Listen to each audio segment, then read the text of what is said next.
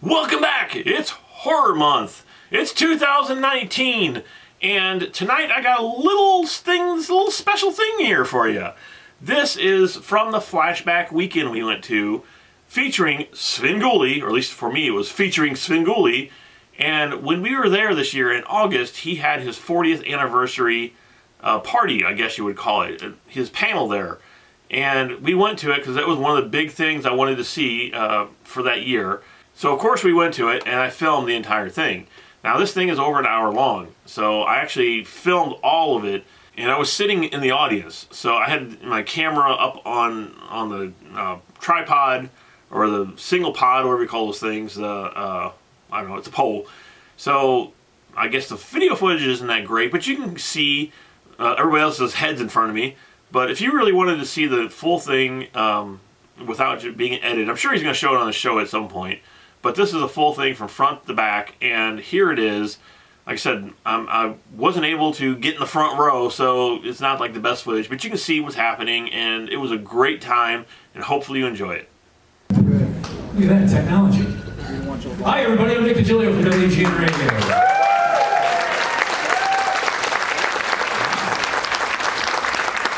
Not the people I heard after this for my show. Both? All right. Welcome to Flashback Weekend. How many first-timers here for Flashback? Wow, look at that. It's so much fun, you guys are going to have a blast. It's really great. All the time. Great, fantastic. After this, Robert Englund's going to be up here. And there'll be like a little conversation with Robert Englund, and that'll introduce the 35th anniversary. God, do I feel old. The 35th anniversary of Nightmare on Elm Street, the original. I just have a quick introduction here. I am really honored to be doing this with Rich. I've known Rich for many years. I've been a fan of Svengoolie for as long as he's been, well, 40 years. And well, I was a fan of Jerry G. Bishop before that. You guys remember Jerry G. Bishop? He was great. So I'm very excited to be here. We're celebrating 40 years of Rich Coes as Svengoolie. How many people watched him for 40 years? Well, you have to. So anyway, it's a real thrill here. We've got a special intro video that we're going to do first here before we bring the man up on stage to celebrate 40 years of Svengoolie. We have some surprises too coming up and some more video. But let's see this lovely video that was put together by the team. 40 years of Svengoolie. Let's hit it. He's done this since 1979. And the wonderful thing about that is he no longer has to spring for makeup to get his eye sockets to look at. That's not really true, honestly. Where did you come up with this? I'm sorry. We are here. This is a wonderful show. This program has introduced viewers to work that has not seen the light of day, has not even been touched in decades. And by that I mean Svengoolie's teeth. Yes, because he's not everywhere. By the way, this isn't even the original Svengoolie. Well, no, we know. Yeah, this is like the second Darren Stevens. You lost your shoulder. It's okay. The original Svengoolie, fun fact, was Jerry G. Bishop. That's right. Who was forced to stop doing this in 1979 when, sadly, he came down with an incurable case of self-respect. Ladies and gentlemen, I have a confession to make. I, Jerry G. Bishop, Chicago broadcasting legend, patriarch of the Svengoolie family, am to blame. I am responsible for getting Rich Coes into Chicago television when, in 1971, I decided to use comedy material submitted by a young Northwestern student from Morton Grove, and took Rich under my wing, the wing of my rubber chicken, actually, while doing the original Svengoolie show on WFLD. That's when it was good. Rich wrote bits for me, played characters, provided artwork, ended up as my producer, sidekick, and we went to NBC Radio in Chicago. During that time, he also worked with radio comedy legend Dick Organ, co-writing the final group of Chicken Man episodes. A major milestone came in 1978. And I agreed to give Rich permission to continue the Svengoolie franchise as son of Svengoolie, which after numerous battles he finally got off the ground June of 1979. Influenced by versatile Chicago TV entertainers like Ray Rayner, Bill Jackson, and me, Rich made Son of Svengoolie more than just a horror movie show, but a full-fledged comedy program. And in his very first year, won his very first Chicago Emmy Award. Son of Svengoolie became a local icon, winning more awards and even providing Chicago with its first televised 3D movie. When his original program was canceled, Rich freelanced, made numerous local pilots, till his triumphant return to WFLD. This happened in 1989, where he began The Co's Zone, again winning an Emmy for that show's first year. Then finally, just a few years later, The year 1995, the month of January, a time of vaulted boredom and listless daily routine throughout Chicagoland. It was a year when man did not walk on the moon. A year in which California had all its usual disasters. Then, on Saturday, January 7th, lights changed dramatically. Long absent TV host Son of Svengoolie returned from semi-self-imposed exile and began afterlife anew on the U as Svengoolie. Here is actual footage of his first moments on the air. Hello, and welcome to the U. Guess who's back? The Frugal Gourmet. I doubt it sincerely. Actually, it's me, Svengoolie. I used to be Son of Svengoolie, but as you can tell, I'm all grown up now. And after being off here for almost 9 years exactly, I'm back with the kind of movies that, quite frankly, only you would watch.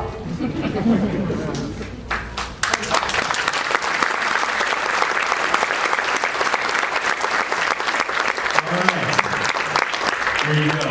Let's introduce him, the one, the only, Rich Coes, everybody. Let's hear it.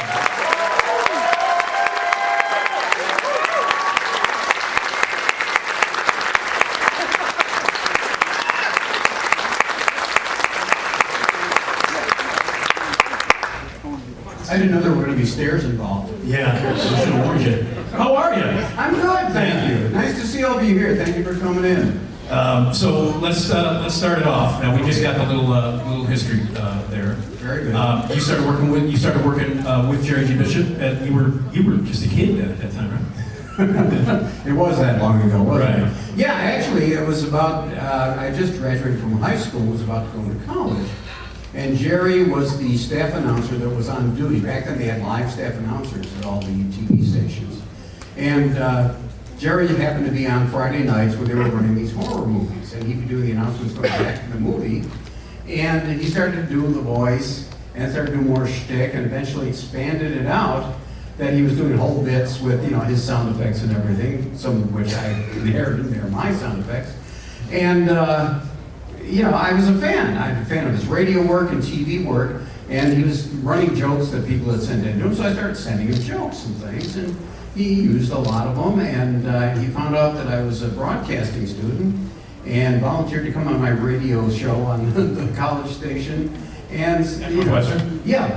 And he said, you know, would you mind writing? He started to get specific things he asked me to write, like song parodies and parodies of commercials that were on the air at the time and such.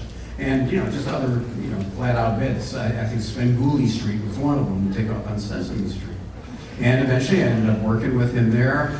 When he was canceled there, he thought enough of me to bring me along to WMAQ Radio. And I was, you know, back then you weren't a sidekick, you were a producer. And I was a producer, and also I was maybe 80% of the people he talked to on the phone. We did commercials for Clydewood, Minnesota. You remember that? Absolutely, yeah. And it was like a Home Depot today. And we had the idea, the person that was this guy named John Leffler. And so we did a thing where I was this sort of dopey guy who didn't quite get things, but he was the president of the company. And as we do things like that, it was great. I had a great time. During that time, a friend of Jerry's that was on one of the stations, in charge of one of the stations, asked him if he wanted to do Svengoolie just as a lark for the summer. And Jerry was like, no, you know, I don't know if I want to do it. And he points at me and says, but you know, you could do it. You could be son of Svengooli, and I could produce this. And, you know, first of all, I was very flattered that he thought I could handle that. And he said, okay, yeah, let's talk. Nothing ever came of it, unfortunately. It got kicked around, and then things changed, and we were canceled from there. A lot of cancellation in broadcast. Don't listen, come on. And so what we did was we went our separate ways. I got to work with Dick Orkin, who did the Chicken Man stuff and so many great commercials. Jerry was working on various things. He worked with Easter seals. And then he ended up going to San Diego. He found a job there doing morning TV and radio. And before he left, he said, so what are you going to do? And I said, well, I don't know. I've been freelancing. I said, maybe I'll try to, you know, sell somebody on doing a TV show. And he said, I tell you what, why don't you try doing the Son of Svengooli thing? You have my blessing. And, you know, again, I was flattered that he felt I could handle it. So that's what happened. I shopped it around to various stations. One station, when I called and talked to the program director, told him what I wanted to do, he laughed and hung up on me. Very nice. And eventually, I talked to Channel 32, WFLD, which was where Jerry's show had originally run. And they said, this is a great idea. We've been thinking of doing something like that, but let's make it a bake-off. And I had brought them complete scripts and ideas and everything. And I said, well, but I'm bringing the whole thing. And they said, yeah, but let's let anybody try who wants to do it. So they had different auditions with people doing different things. Eventually, it ended up that I did get the job. So in 1979, 40 years ago, that was when I hit the air as the Son of Svengooli. What was the first movie you showed? In the year 2889. I think Paul Peterson might have been in it even, but oh boy, it was terrible. And then the second week, we were going to run one of those Filipino horror movies with John Ashley. Oh, yeah. And we even, at the end of the first show, since it was a little short, we did a thing where they were running just a clip I had never seen in the movie before. They popped me up in the corner and I made comments on it. That sounds like anything else that people have ever seen. And when the general manager saw that, he said, oh my goodness, we used to pretend he was like, you know, what was his name? Hugh Herbert? Old movie actor. Oh, yeah. And whenever I did take him, oh my goodness, oh no, you can't show that, you can't show that, woo! And they picked a different movie to substitute. And it was like, okay, whatever. But that was the beginning of the whole thing. Okay, how did the makeup change over the years? You look a lot different than you did when you first got on the air. Well, I'm older. Actually, I did more shading then, and more, you know, subtle type shading type thing. It wasn't the straight lines you see here. And I used a real crepe mustache. Crepe is fake hair, along with the beard. And the problem with that was, I think I've told you this story, Nick. You stick those on with this stuff called spirit gum. Spirit gum is absolutely awful stuff. It's kind of toxic. And I remember going to my dentist, and he said, boy, your gums are in really bad shape. And we couldn't figure out why. So I finally figured out when I wore that, because I had to keep sticking it on all the time under the hot lights that keep coming off. I was using so much spirit gum, it was leaking into my mouth and affecting my gums. So that was when I decided I could paint on the mustache. Because I was a big fan of Groucho Marx, I figured if he could paint it on, it's good enough for me.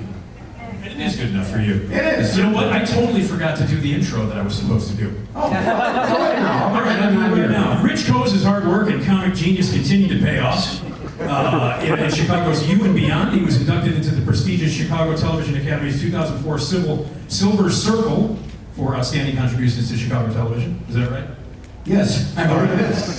Williams was voted favorite horror host 8 times in the prestigious National Rondo Awards, honoring the best horror and sci-fi. I still haven't gotten the last picture yet, but I hear it's coming. Before we, you still haven't gotten it? No, I just talked to the guy and he said, yeah, give me an address, I'll send it to you. But tell me who the Rondo Awards are named after. Oh, they are named after, and actually in the shape of the head of, Rondo Hatton. Are you familiar with that actor? He was an actor who was in the Army and I believe was gassed. And it brought on the, and I always mispronounce this, acromegaly. It's a condition that made thickening of the bones and distorted his face. And there have been other people. Andre the Giant suffered from that. The one gentleman who was on the Jeffersons. Benedict? Yes, exactly. And he was known as the monster without makeup, which seems kind of cruel. But you know, that's what he did. He got into the acting business and was in various horror movies and even a Sherlock Holmes movie. And they named the award after him, and you won 8 of them, even though you didn't get the latest one. One's coming up, I promise you. March of 2011, Svengoolie debuted on the MeTV network nationwide. You are nationwide now. That's right. Right now we're seeing, I think, 96% of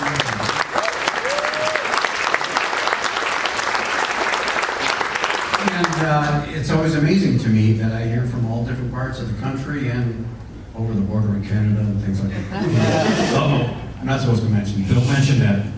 In 2014, the Museum of Broadcast Communications opened an entire Svengoolie exhibit featuring your old coffin and set pieces. Yeah, and right now, don't go there to see that because they're changing around the configuration. They sold off one of the floors and they're moving things around. So my coffin and stuff are not on display right now, but will be by this fall. There may even be a special event there and taking care of that and celebrating my 40 years as whatever I am. Our good friend Dave Plyer. Dave Plyer. He's a WGN guy. He's on Heard weekends overnight. Wonderful guy. WGN. Wonderful guy. 2016, Sven teamed up with rock and roll legend Freddie Boom Boom Cannon for the hit single The Svengoolie Stomp. Yes. How many of you have seen that? You haven't, we're going to see it. You have been featured in Mad Magazine because that was so, you must have been thrilled. By the way, you might even be in a comic book coming soon. We're going to hint at that. We don't have to, I can tell you outright, finally, coming up this October, there's going to be a special feature known as Svengoolie Meets the DC Universe. And in all the DC comics, there are going to be, it's going to start 2-page parts of the story with me interacting with the various superheroes and villains. And, that is so cool. It is. And, yeah, I'm going to be in there with Superman and Wonder Woman. Hey, not a big deal. But yeah, that's going to be coming out this October, and we'll put more information about that on our website at svengoolie.com. Always check out svengoolie.com. That Mad Magazine was just so wonderful, wasn't it? Yeah, it was. You know, being what I am, I was a big fan of Mad Magazine, certainly, growing up, and I even loved going back and seeing the stuff from the 50s, which was so funny. And I felt that the writer, Ian Boothby, and Tom Richmond, the artist, really captured a lot of the feel of that old stuff. And the artwork is tremendous. Tom did such a nice job on it. I just got a gift of a special commission that he made for me of Alfred E. Newman dressed as Sven. We'll be showing that on the show probably in about a month or two. That's great. Yeah. I remember when the issue came out. I know you were so excited about it. You know. Yeah, it was amazing. Whoever thought that, and now they're going out of business. Yeah. Connect the dots. I've had Dick DiBartolo on my show many times who have written some of the best parodies. Definitely. And he also was a guy who wrote the match game questions, the Dumb Door. Oh, right, That stuff. yes. He created that. Dick's a good friend of the show. And I've had him on. He was very excited that you were a part of this issue. Let's see. Svengoolie is seen all across the country on the MeTV network. Every Saturday night, he continues to popularize Rubber Chickens, bad and good movies, as well as the local suburb of Berwyn. Oh, I had to hear that. That's right. Let's all say it together. 1, 2, 3. Heard that before. So you mentioned that you inherited some of the sound effects from Jerry G. Bishop, and I told you this before. My favorite sound effect every time you play it is ow, ow, ow. That's my favorite one. And it's Junior Partner. Ow! Yeah. Yeah, a lot of that stuff, people always ask where it came from. Some of it, I really don't know. It came from old comedy records and commercials. There was some stuff that Jerry had recorded with his friends in broadcasting in Cleveland. There's some stuff that I can trace back to certain comedy records and TV shows. And then, of course, we've added to the entire roster of stuff. We have over, I want to say over 1,000 of these. It's probably even more than that, I guess. And You know, so we have a whole list that we try to keep track of them with. Often I will put the wrong number down for them because they're all numbered. And our audio guy, Chaz, as in hit the theme, Chaz, will look at it and say, I can't read your writing, first of all. And secondly, we have to go back to the list and trace down what number it actually was supposed to be. Okay. Now he springs those on you, right? Like say during the mail segment, like he'll hit a sound effect, you don't know what's coming. Well, actually, most of them are planned. Oh, okay. We try to script things because we only have a certain amount of time on TV. But there are times when Chaz throws in stuff, and even when we're off camera, between bits, he will throw in stuff and literally crack me up. I'll make some great educated pronouncement, and they'll play the little theme from The More You Know. But it's a lot of fun. Yeah. Let's talk a little bit about, because I've actually been on your show a few times. Yes, you have. I've been the arm at the door telling the joke. I threw chickens at you.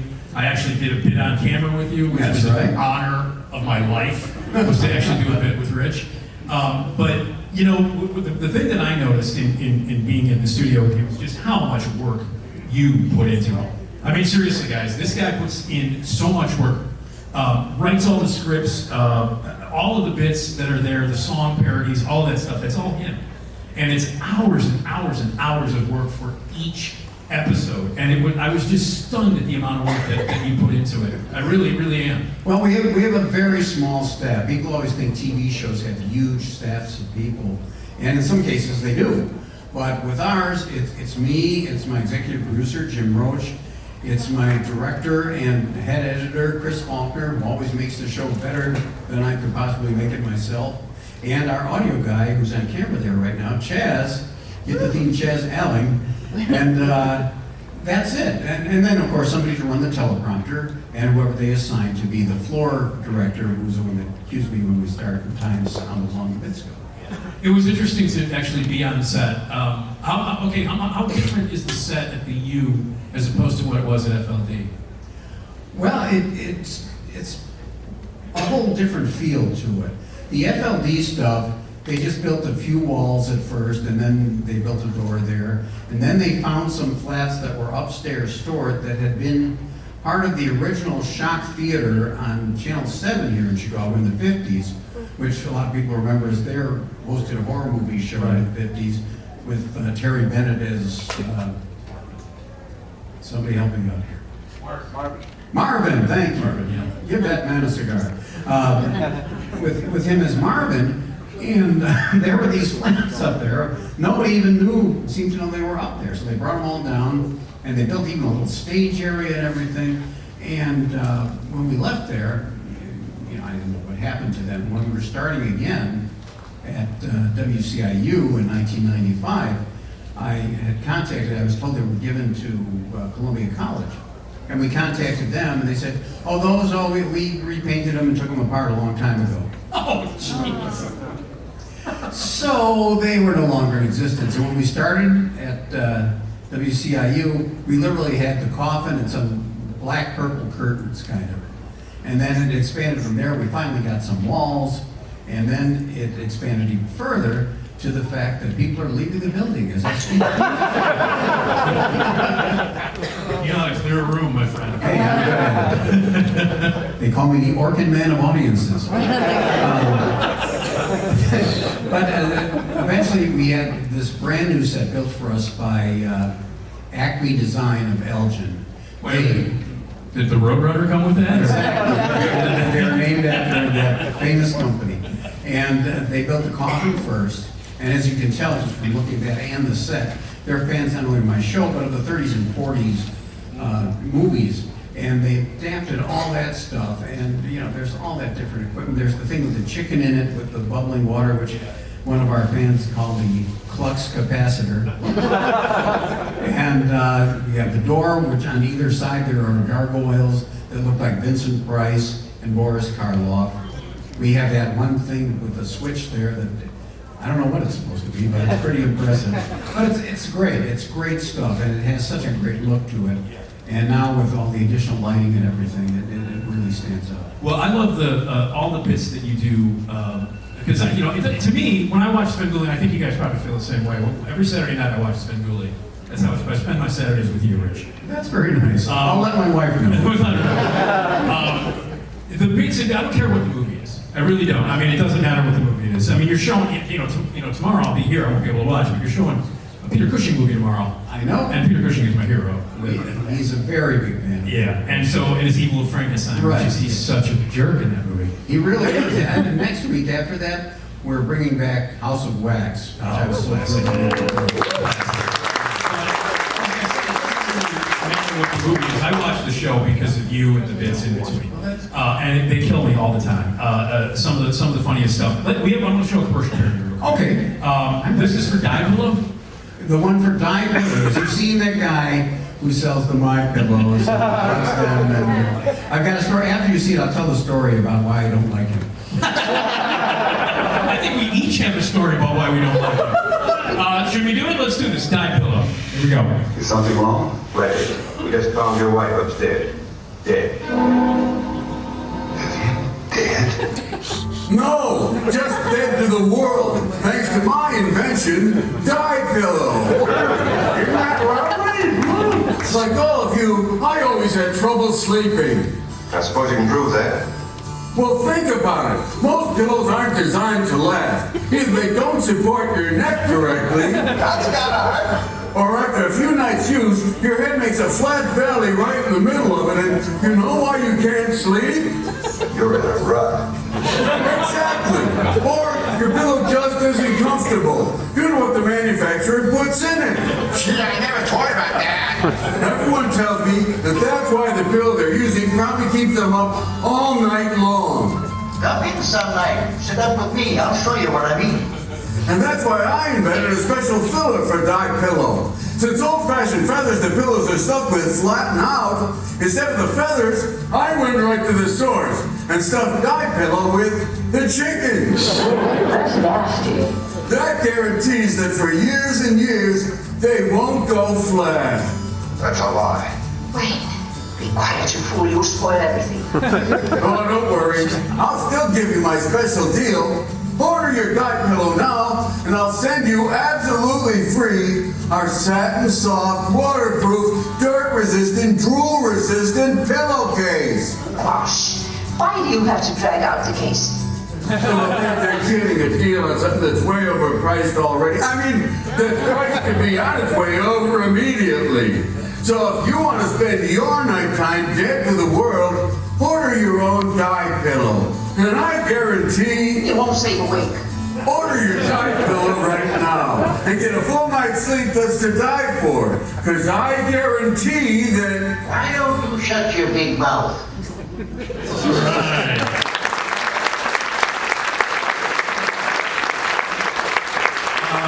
Let's hear the story about why you don't like that goof. By the way, guys, this is the part that we won't use on air. Are you familiar with the radio station that comes from MeTV, MeTV FM? Yes. It plays, various eras of music. It's a lot of fun. And like most other radio stations, your station, yeah, they do commercials for These various guys do live reads. Yes, live reads for My Pillow, and they were going to do it on there. And my boss said, "Well, you're the the main live person on MeTV, so why don't you do the commercials?" I was like, "Sure, that'll be fine." Well, Mr. Ugly Pillow there was like, "Oh no, he hosts horror movies. That's terrible. I don't want him doing my commercials." I guess he got a little cross he always wore, vampires, skating. So fine, whatever. Oh, okay. All right. That's the story. That's the story. Okay. No. I love that. That almost sounded like Dr. Smith for a second. Quiet, you fool. Look here. What's become of me? My pillow is gone. So let's talk about the parodies that you do. What are some of your favorites from years gone by? We did something years ago at FLD called Mr. Roberts' Neighborhood. This was done before Eddie Murphy did his Mr. Robinson's Neighborhood. And basically, I was Mr. Rogers, and I broke into someone's house and sang a little song about it. When there's nobody home in the neighborhood, we visit someone who's got stuff that's good and stay lit. We can stay lit. And he changed his shoes to sneakers because that way people wouldn't hear him. And when he had problems opening things, he used his friend Mr. Crowbar. And I always liked that bit. It worked out very well. Another one that we used film clips from the Dagwood movies. And I think this would be very politically incorrect today, but it was at the time that the Gandhi movie was out. So we did Dagwood and Gandhi. And remember the little song they used to do at the beginning of those Blondie movies? We did a parody of that with the film clips and such. And I liked that a lot. It was fun. How do you come up with the ideas for the parodies? I mean, like obviously the My Pillow was, that's an obvious one. But what are some of the other ideas that pop into your head? Well, basically, people ask me that. It's just, you have to keep your mind open all the time. Because, you'll notice something, and that's when, things happen. I don't know how it happens, quite honestly. But it's like I've learned, you pay attention to everything, even if you're not really, focusing on it, and something will hit you, and it just comes from that. I remember one time when I was pulling a song, trying to find a song for something in a movie, and one of my coworkers in it, and he was suggesting different things that had, like the name that was similar to something in the movie. And all of a sudden I said, I've got it. And I told him the song. He's like, that's got nothing to do with it. In it that I could change the words to that would be the hook that would make it make sense with the movie. So it's, yeah, it's ideas. It comes out of nowhere and it goes to the same place. This is inevitable, Rich. We have to talk about it. Okay. Revenge of the Creature in 3D. Okay. All right. It's amazing to me. We talked about this for several years on my show. Yes, we have. And people are still upset about it. You know that? I want my 85 cents back for the 3D glasses. I mean, it was 1984 you did that, and people are still mad about it. They hold a grudge, don't they? They do. But it's an interesting story how the whole thing aired. Well, at that time, somebody had the rights to the Universal Revenge of the Creature in 3D, and they were shopping it around the whole country for various, stations to buy and show. And in each town, you had to find somebody who would provide the 3D glasses at their store so that people could come in and buy them and watch the movie in 3D. So we had it at WFLD here in Chicago, and the glasses were going to be available at 7-Eleven. I mine 7-Eleven. And I think Dominic's as well. Now they're out of business. And so we went and we shot little promos for it all over the place. We went to Lincoln Park Zoo. We went to right by the lakefront. I think we even went to the Shed Aquarium. And we shot all these promos for it and got everything ready. And I even did a little brace where I was a different character, sort of like a newsman or announcer type guy, because they felt that before and after each thing, before you'd have to tell them, put your glasses on. And then when the second was over, take your glasses off. I don't know if they were afraid that, the Empire Carpet Man would come out of the screen and kill people during the commercial breaks. But we got all that together, and here's the thing.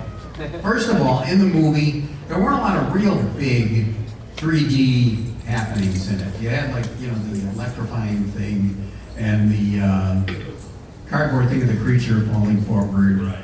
And the creature jumping out of the tank at one point. And you always had fish in the foreground. Right. That's the thing I remember the most. Like looking through your aquarium, Now the station was very worried because they had sponsors who paid a lot of money for the commercials in it. And they didn't want there to be any mistakes. Because mistakes did happen there sometimes. And so they dubbed everything, the movie and the commercials and everything in my bits, all onto one tape. All together. Now, we talked about this. If you know anything about videotape, when you make a dub, the quality isn't quite as good as the original. So that kind of downgrades it a little bit. Secondly, I've heard rumors that the transmitter for the station was not at full power that night. I don't know if that would affect it or not. But here's the main thing. You remember those old TVs?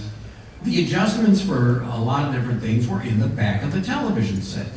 So you had to be behind the set to adjust them. Now, the way you would adjust this for the 3D was, we had a screen with two different sides to it. You were supposed to adjust some certain control until both sides looked the same.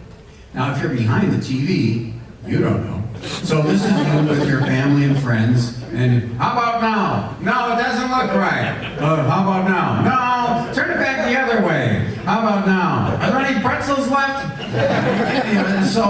And you only had like a minute to get this set up, and if you didn't, well, you're out of luck. So people didn't have problems with that.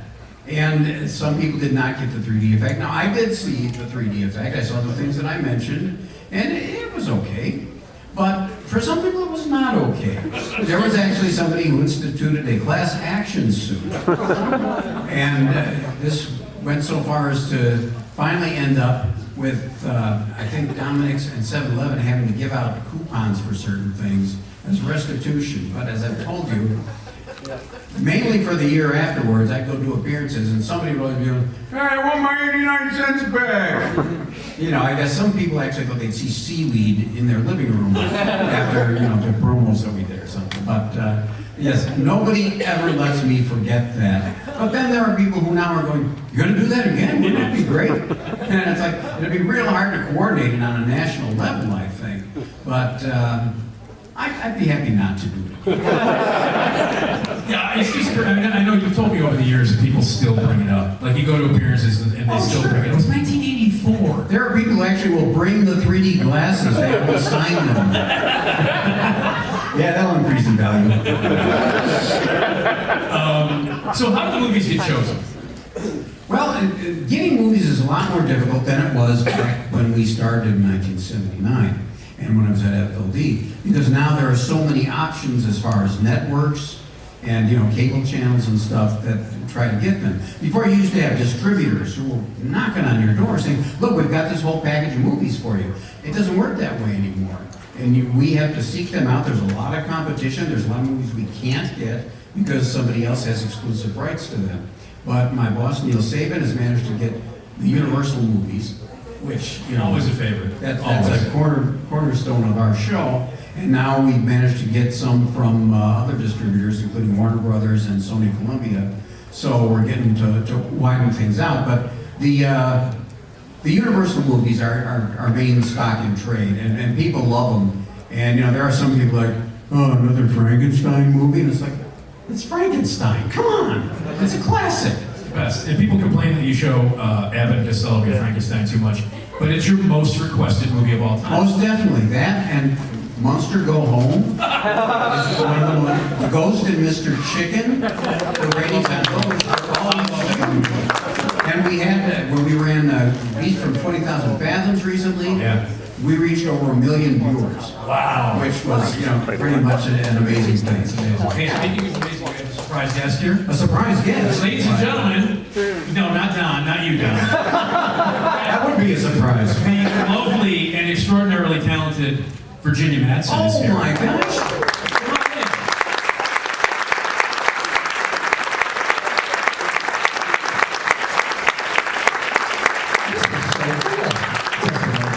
We were just talking on the radio, and I said, "Boy, yeah, I hope I get to meet Virginia Madsen." And there she is. Hi, it's so nice to meet you.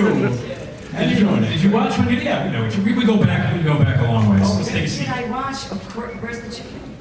Right there. You may hold the seats. Yes. So now you know I did watch. That's so funny. Was that back in the Son of Svengoolie days? That would have been like WFLD. It was a long time ago. No, that's cool. I remember Really long time ago. I read an article that said that you and your son would watch horror movies. Is that true? Well, I was showing him because he was little. Because he's 25 now. Yeah. But I was showing him, the classic originals, like even the silent Hunchback of Notre Dame. Oh, how cool. And I showed him, Dracula, the werewolf, the son of the werewolf, and just all, and he just loved the Creature from the Black Lagoon. Yes. And so he was little enough that it was still really scary, but then I traumatized him. Oh. Well, I was very tired one day, and I thought he would watch The Picture of Dorian Gray. Oh, he was like 5, 6. And so, it's going on. I didn't remember that there was the moment when the whole, if you haven't, I'm sure many of you have seen this, but it's black and white. But during the moment when the horrifying painting is revealed of what Dorian Gray truly is, it's the one flash in the movie that's, you know, that's in color, in vivid color, and this horrifying painting.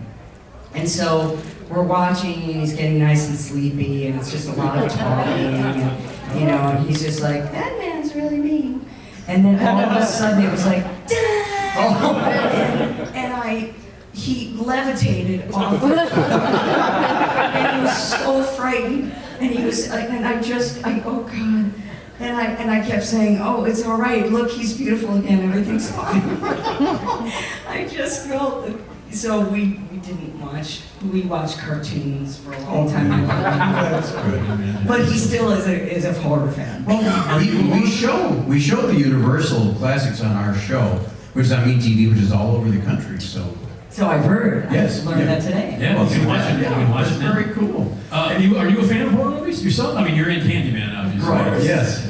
Oh my God! Since I was little, you know, I could stay up, and it was one time that my mother would let me stay up late, and it is because those movies were on our little tiny black and white television. Sure. And then later, of course, I was watching you. Yeah. And so, yeah, I was in Creature Features. Right, sure. I watch Creature Features every Saturday night. Every time I hear Experiment and Terror by Henry Van Sant. That's right. That artwork of Lon Chaney Sr. Yeah. With the tall hat and the pointy teeth. Yeah, from the movie that you can't get. Always, you can't get that. I believe that's one of those lost movies that nobody has found yet. Yeah. So, did you enjoy making Candyman? Was it fun for you? Oh, it was great. Yeah. We really genuinely had an excellent time, and the director wanted me to be a little more real, as he said, so he was bringing me a couple of pizzas a day, because he wanted me to fill out a little bit, and I loved that. I mean, it wasn't about, like, you know, that was a time in Hollywood where, you know, you're a young actress and they always want you to be skeletal, which was not my frame. That was just, and I wasn't interested in that anyway. But he wanted me to, so every day there was a lot of pizza. And you shot it here, so it was good pizza.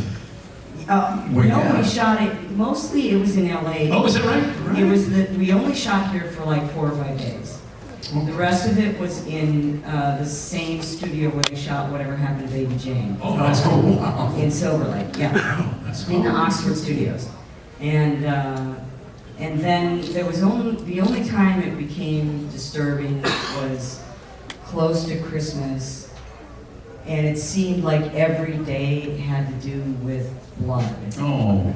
You know, there was the dog head, there was me screaming, rolling in blood, there was Casey getting disemboweled, there was the doctor getting disemboweled, and I don't know why they had to do all these things. That sounds like every day now in Chicago, doesn't it? At a certain time. You know, I heard a story about something that was real life scary that you were involved with when you were shooting Sideways, that there was someone who was watching a guy with a crossbow. Oh, yes. What? Well, I didn't make this up, really.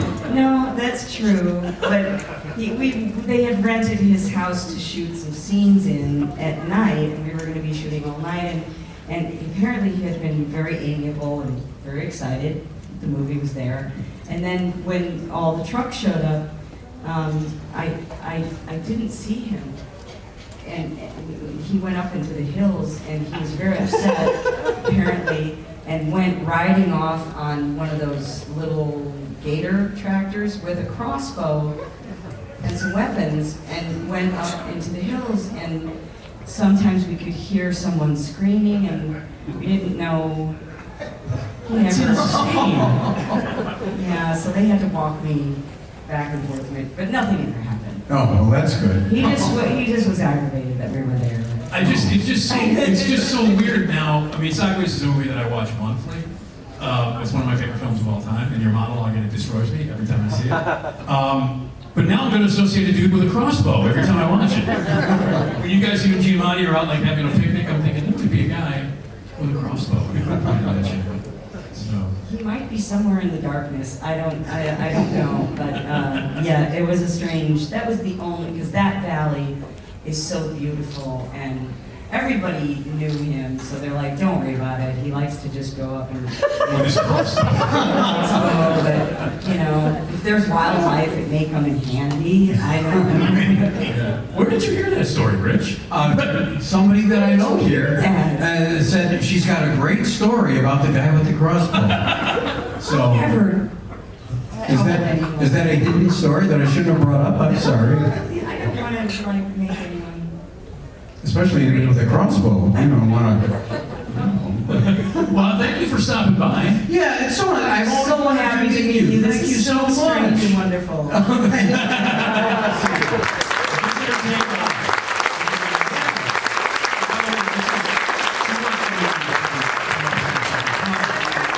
That's her niece, and she's a huge fan.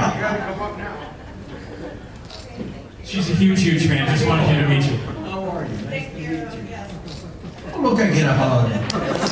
We'll get a picture later. Okay? She doesn't have a crossbow, does she? Thanks, Virginia. Thank you, Virginia.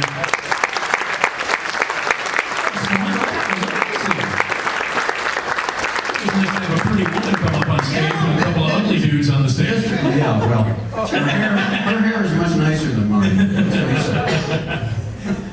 It was very cool. The appearance itself has altered over the years, and I remember you telling the story about how at one point you made this fantastic decision to have a turtleneck on underneath. That was your idea, too, right? When I was at WFLD, I wore different T-shirts for a while, and then finally wore the official red Son of Svengoolie T-shirt, along with a bad and green disco scarf, which always was so slippery it used to become untied. That whole costume was awkward. I had a chain that I used to wear. The chain actually was part of a wall clock I had that looked like a pocket watch, and I had adapted that as part of the costume. But then when I went to WCIU, I thought, well, let's do something different. I know, I'll wear a red turtleneck. A red turtleneck under hot television lights. This was not the smartest decision I ever made. And after a while, we decided to go with the red tuxedo shirt, which is much more comfortable. Yeah. And what kind of a brain says that? I'm going to be under the lights, I better wear a turtleneck. Did you sweat off your makeup at all? Constantly, I'm doing that right now. Take a look. That's always been a problem, because, you know, I've got this wig, everything is sealed up, and I'm so warm. It's like, you know, I just saw something on TV the other day about some new kind of T-shirt that they can put a little thing in the back of it, and it's like a fan? Like air conditioning. No, it's like actual air conditioning. In a shirt? It's air conditioning in a shirt. Now, how much would you pay? I see a parody in the future right there. They start marketing that. Yeah, we got it. Let's talk about your reach now that you're national. That's got to be really amazing, right? It is. It's, like I said, I'm stunned to, you know, be hearing from all over the country. And the nice thing is, and we talked about this before, that everybody grew up with some kind of horror host for the most part. And I always equate it with Doctor Who, that the first doctor you see is always your favorite doctor. And I thought the first horror host you see usually is your favorite. But I've been very fortunate in that people all around the country, they'll tell me, oh, I used to watch, you know, whoever. But now we really like what you do, and we're glad that you're doing it and keeping, you know, the horror host genre alive. And that's nice to hear. It's nice that they're not going, you suck, you know, Count, what's his name was much better. Count, what's his name? Well, you know, it's not easy to come up with names. You know, you're mentioning this now, we're talking about this. I love the fact that you're doing live, you know, local TV. I miss it, you know. Back in the days, you know, in the intro they mentioned Ray Rayner, who I grew up watching and loving, and I miss all of that. There used to be so much local programming, and I miss that. And I love the fact that you did the Co-Zone. Did you guys watch the Co-Zone? And I gotta tell you, Rich, you gotta talk to Neil, and you gotta get Stooge-a-Palooza back. Oh. Yeah. we have an hour of the Three Stooges that's on before Wonder Woman now, and it's 2 complete ones and a very carefully edited third short. So it's nice to at least see him back on the air now. Well, you're not there, so I watch it every Saturday. Don't get me wrong. But I would love to see 2 hours of studio, because it used to be 4 hours of Rich on Saturday night. Yeah. That was my whole Saturday night. I would watch you. It's amazing that people could stand that. The Stooges. It's really, I just want to mention very quickly, just a quick story. A couple of weeks ago, that movie Crawl came out. Right, yes. It's the alligator movie, which if you haven't seen, I thought it was great. But it was a very strange evening, because I go see Crawl, I get home, I turn on the Stooges, and it's the Mummy short. And at the end of that short, an alligator comes out. Yes, and I'm Hurley like, wants to keep it as a souvenir. yeah, exactly. And so I'm like, what is this, Alligator Day? So I called my parents, who saw Crawl, we saw Crawl together. So I called my parents, and I'm like, the Stooges just had an alligator in the on TV. What's going on? This is just weird. Meanwhile, Humboldt Park. That's right. There's an alligator in Humboldt Park, and that was happening at the time. And I'm like, what is going on? And then, I'm not kidding you, my phone rings a half an hour later. My mom goes, put on Cake Off or Cake Bake or Let's Cook a Cake, whatever the hell that show is. And he's put it on right now. I turn it on, and their challenge was to make an alligator-shaped cake. Oh no! I'm like, what is happening? It's the weirdest thing ever. That is a whole pile of coincidence. Yeah, and then you showed the Mummy, the Curse of the Mummy that night. Yes, I don't think there were any alligators in No alligators in that one. How about the fan letters and stuff? That's one of my favorites. I thank you for all those cards and letters. What kind of stuff do you get from everywhere, right? We get some of them. People make all sorts of things. We've got so much framed artwork that people have sent in that we should open a branch of the Art Institute, put it all up there. We have a bust of me that somebody carved out of a tree trunk that must weigh 200 pounds. And I don't know where to put that, but people are constantly sending amazing things to us that they make. And they take so much time and effort to make these things. It's really nice. And of course, drawings, we get so many drawings. Yeah. And then some of them are like, boy, if I look like that. But it's so nice. And people put so much effort into it. And it's like, I hate to say it, we can't show everything that we get. Yeah. We'd love to, but it would take, an entire show just to do that without the movie. Yeah. But it's great, and again, from all over the country. The other aspect of being all over the country is we end up with people you never would have expected watching it, and that's a lot of celebrities, big city officials from certain places, and I'm just amazed at who ends up watching the show. Yeah. I also love the fact that you're a wrestling fan. And you've had the King Lawler. He's a big fan. King Lawler, yes. He's a good friend of mine. He's a lot of fun, and he's told me a few little stories about, when he had to deal with Andy Kaufman, which actually he said Andy Kaufman was actually very polite to him and, very respectful. And then he talks about doing the movie with Jim Carrey, and that Jim Carrey was totally disrespectful and was acting like he thought Andy Kaufman acted, and he's just lucky that Jerry didn't kill him. He would push that. There's a documentary. I don't know. Have you seen that? The documentary about Jim Carrey. Yeah, absolutely. Yeah, and if you watch that, you'll realize that Jerry must have had some patience. He really he lost his mind when they made that movie. Yeah. He was on another planet, and he like you said, he basically kind of misinterpreted what Andy Kaufman was really like. I remember. While he was filming that movie, they had the MTV Movie Awards. Right, yeah. And he showed up dressed like a hippie. Oh, yes, I remember. With the long wig, and he got up on stage, and he wouldn't break character, and that was like, and they kept cutting to Courtney Love, because Courtney Love is in Man of the Moon. Right, yes. And she's like, what is he doing? I mean, even Courtney Love was like, what is going on? So there's got to be some. And we have Mick Foley, who is a terrific guy and one of the nicest guys in the world. Yeah, you and I hung out with him when he did the stand-up at Zany's. That's right. And he's got a million stories, and he's such a nice guy. And the honky tonk man. Love him. You want to hear him sing, you want to hear him dance, he'll hit you with the guitar. And I've been in touch with Chris Jericho. Met JR, got to chat with him. Oh, he's the best. At Zany's as well. Yeah. I was always fascinated by wrestling and the business of wrestling and how things work. When we were growing up, right in the suburb next to us, a famous guy from Chicago who was a promoter, Bob Luce. Oh. He lived right near us. Is that right? Yeah, and his wife would mow the lawn. She was a wrestler, so it was always interesting to see her pushing the lawnmower.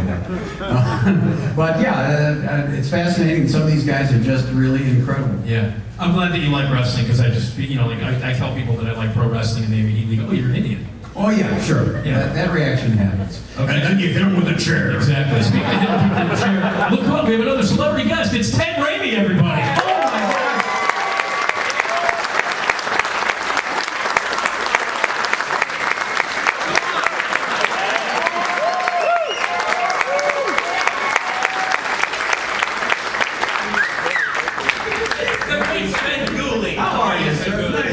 How you doing, Nick? Good to see you. Everybody's here. You got a mic? My mics are for squares. Mics are for square. Where? Liars? Here, right here. Look at that. If we wish real hard, everybody clap your hands and a mic will be. All right. Oh, look at us. Oh, we're so civilized, sitting down. All civilized horror people, chopping people's heads off. I've achieved some. I am now. It's so funny. Like, these things legitimize shit that you wouldn't show your own mother. It's hilarious.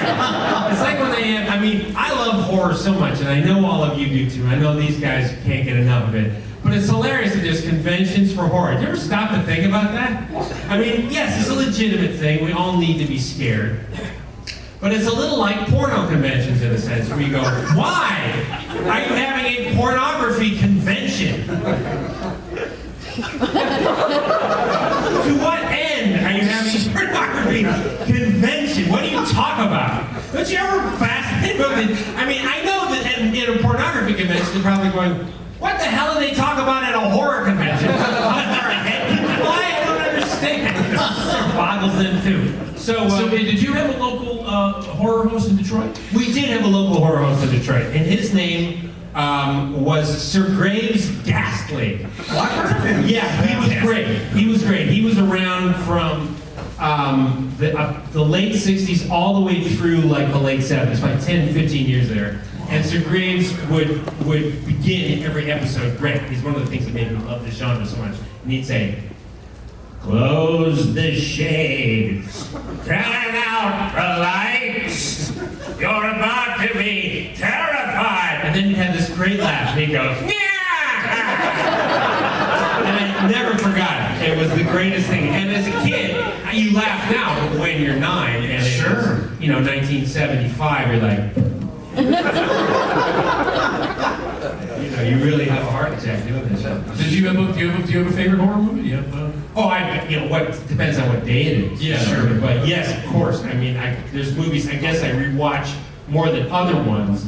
I would say top of those lists are David Cronenberg's The Fly. I watch that a great deal. You know, it's just amazing. First of all, it's a Canadian film, which most people don't know. It's shot in Canada, using, I believe, mostly Canadian crews. So it looks rather Canadian, which is it's got its own unique style.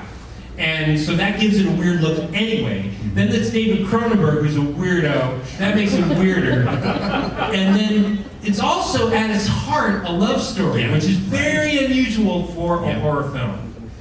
You know, the story, it's really a boy meets girl, and boy loses girl, boy turns into a fly and tries to eat the girl. Which I've seen 1,000 times.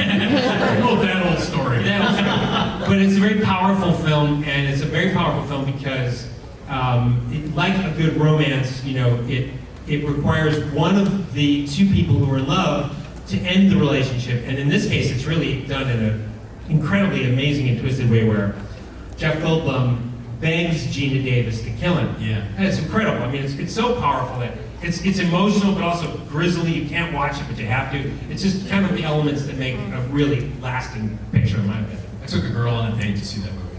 That is the worst idea I ever had. Actually, how'd it go? Did you get the action? She was cool. Did she? No, did you get any action? I did. Of course I did. No, I can top that, Ted, real quick. Different girl, Cronenberg movie. I took a girl on a first date to see Dead Ringers. Oh! But here's the kicker. Oh, bad idea. I had already seen it, and it was like a test. It was like a This chick likes dead ringers. That's a good test. What happened? She ran screaming out of the Well, on an early date, I took the woman who is now my wife to see American Werewolf in London. That's awesome. And she was not pleased. She spent most of the movie with her face buried in my shoulder, so I wasn't going to complain. No. Yeah. So how you been, Ted? I've been good. I have been busy doing so many things, but among them, prepping a new movie that I'm co-producing and starring in next year. Good for you. So, yep, and I'm gonna make an announcement on Sunday about what it is and all that jive, and so I'm very excited. Yeah, so just busy doing that. I'm very excited that your brother's going to be here, man. He's never been to the convention before. No, I don't think he has been Never been to Flashback. Nope, I don't think he has. So it's pretty cool. Yeah. So it's pretty awesome. I'm going to leave you with these two of the most awesome maniacs in Cook County, and but it's great to be in Chicago, and it's great to see all of you guys again. I will see you out there and on the floor and on Sunday. So long, folks.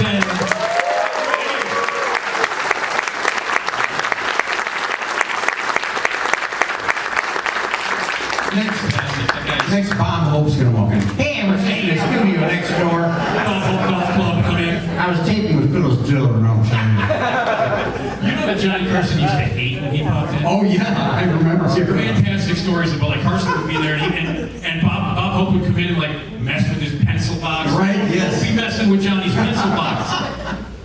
We get the kids in costume, not unlike what we just saw. Yeah. You'll see a bunch of Svens. There's usually a bunch of Svens. Yes, there are. And then we have the adult costumes, and some of the costumes are great, some of them are terrible. But you kill every single time. As soon as I introduce you, I'm lucky enough to introduce you for that. I sit right there and I laugh my butt off at everything that you said. So make sure you guys come back for the costume contest tomorrow. And if you get into a contest, you can get up here, you have a possibility of winning. So it's always a blast. You do such a great job. Well, thank you. I appreciate that you sit there and laugh, because there are many times I think you're the only one who's getting my jokes. Yeah, you'll do some references that go over people's heads, but you can always hear me going, Yes, sir. So we have one more video that we want to show, and then we'll wrap it up here. Rich? Okay, let's see this. Hi, I'm Svengoolie. Well, you probably recognize me because of my hideous lack of talent and ability. But that's not important. Now, you know what's ironic? What? You're in a coffin, but the only difference between Svengoolie and every other actor on MeTV is Svengoolie isn't actually dead. He always met me that way. Hey, come over. Do you not find it strange that you're really the only live person on MeTV? Wait a minute, but I come out of a coffin. The Mistress of the Dark and Mr. Who's the North here. So I'm a long-time Svengoolie fan, and my wife's family's all from Chicago. So you are royalty.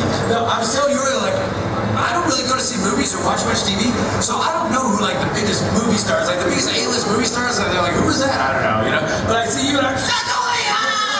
I went crazy, you know. I hope I didn't scare you. Scare me?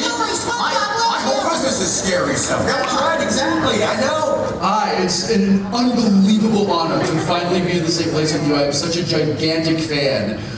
This is a really big deal for me.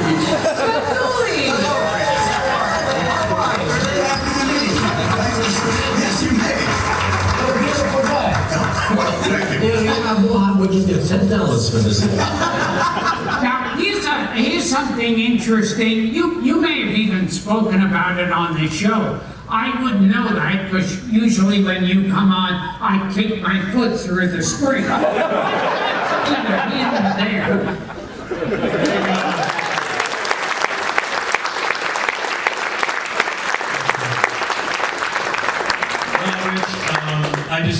I'm speaking for everybody in this room. It's a joy to have you on TV every Saturday. You're one of my favorite people in the world, and it's a real honor to have gotten to know you over the years.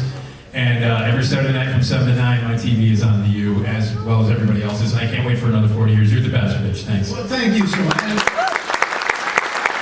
thank all of you, because, I never thought 40 years from when I started. At the time, I was just feeling lucky I got a job in TV. But to still be doing this 40 years later, it's because of the support of everybody out there, and that means a lot to me. Thank you so much.